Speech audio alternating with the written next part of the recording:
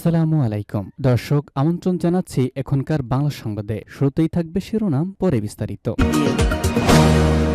সর্বশেষ দেশের গুরুত্বপূর্ণ সংবাদ জানিয়ে দিব। শুরুতেই থাকবে শিরোনাম, পরে বিস্তারিত। খালেদা জিয়ার লিভার প্রতিস্থাপন সম্ভব হচ্ছে না।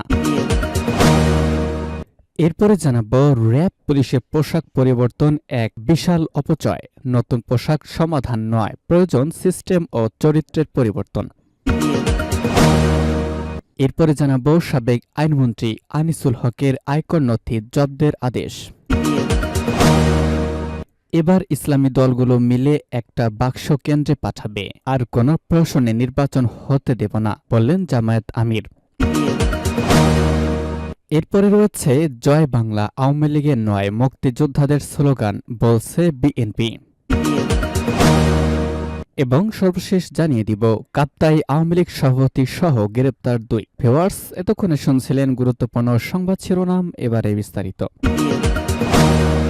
খালেদা জিয়ার লিভার প্রতিস্থাপন সম্ভব হচ্ছে না। দ্য লন্ডন ক্লিনিকে চিকিৎসাধীন বিএনপি চেয়ারপারসন খালেদা জিয়ার লিভার প্রতিস্থাপন সম্ভব হচ্ছে না। বিকল্প হিসেবে লিভারের ওপর যাতে চাপ না পড়ে সেজন্য তাকে হিউম্যান সিরাম অ্যালবুমিন দেওয়া হচ্ছে। স্বাস্থ্য ঝুঁকির কথা চিন্তা করে মেডিকেল বোর্ড এই সিদ্ধান্ত নিয়েছে।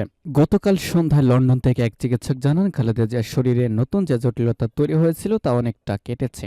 বলা যায় পরিস্থিতি উন্নতির দিকে। তার শারীরিক এই অবস্থার লিভার প্রতিস্থাপন সম্ভব নয়। এটি ঝুঁকিপূর্ণ কাজ। স্বাস্থ্যের অনেক দিক পর্যালোচনা করে সিদ্ধান্ত নিতে হয়। তার শারীরিক অবস্থা এখন স্থিতিশীল থাকলেও অনেক জটিলতা রয়ে গেছে। বয়সও বড় ফ্যাক্টর। তিনি বলেন, শারীরিক সক্ষমতা যখন ভালো ছিল তখন বিদেশে নেওয়া গেলে একটা সুযোগ থাকত। অর্থাৎ এবার কেয়ার হাসপাতালে যখন চিকিৎসাধীন ছিলেন তখন মেডিকেল বোর্ড বারবার তাগাদা দিয়েছিল উন্নত চিকিৎসায় বিদেশ পাঠাতে, সেটি সম্ভব হয়নি। ওই চিকিৎসক বলেন, লিভার প্রতিস্থাপনের বিকল্প হিসেবে হিউম্যান সিরাম অ্যালবুমিন দেয়া হবে। এটি মানুষের রক্তের প্লাজমায় সর্বাধিক প্রোটিন গঠন করে। এটি দেওয়ার পর লিভারের উপর চাপ পড়বে না। মেডিকেল বোর্ড নতুন নতুন পরীক্ষা নিরীক্ষা করছে। রিপোর্ট অনুযায়ী চিকিৎসায় পরিবর্তন আনা হচ্ছে। যুক্তরাজ্য বিএনপি সভাপতি এম মালিক জানান, খালেদা জিয়াকে শেষ পর্যন্ত যুক্তরাষ্ট্রে নাও নেওয়া হতে পারে। লন্ডন ক্লিনিকেই সর্বোচ্চ চিকিৎসা নিশ্চিত করা হচ্ছে। পরে কি হবে তা বলা যাচ্ছে না। র্যাব পুলিশের পোশাক পরিবর্তন এক বিশাল অপচয়।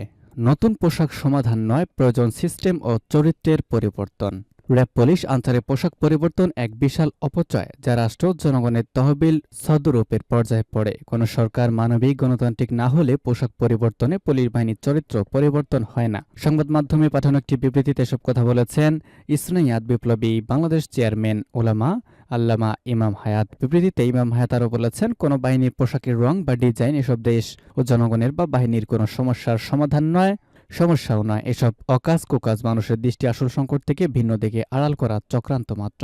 এছাড়া পাকিস্তানি বিভিন্ন বাহিনীর সঙ্গে সামঞ্জস্য শুরু করে দেশকে রাজাকারকরণের ঘৃণ্য আলামত, গোলামীর আলামত বহন করে নিচ্ছক চৌকিদার দারোয়ান টাইপের পোশাকে তাদের হেয় করা হয়েছে, যা অপমানজনক।